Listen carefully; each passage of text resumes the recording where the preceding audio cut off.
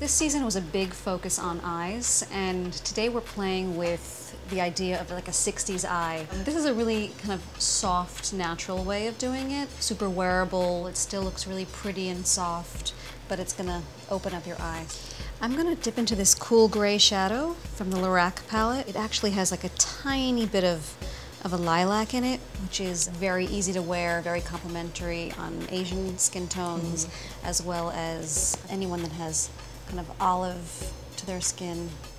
So I'm going to go along the lash line, the top lash line, and then I'm going to sweep it up. They really go on so smoothly. They're not chalky or cakey.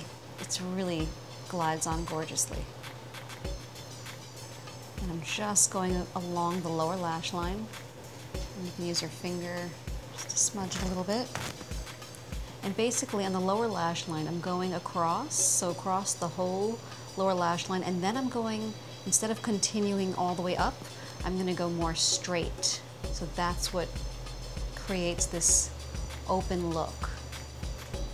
Okay, so I'm going to take a pointy Q-tip, and I'm just going to go right in the middle of those two lines and just kind of remove any excess, just to keep that line really separate.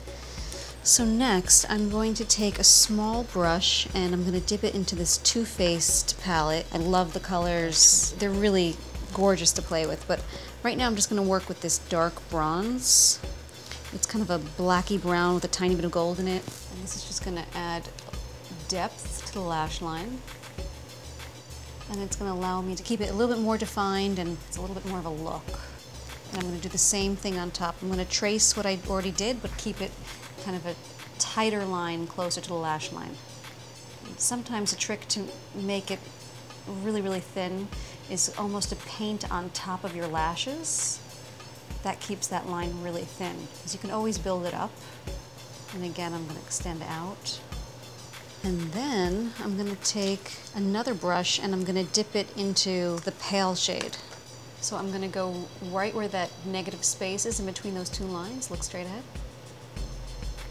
I'm just going to go right in there.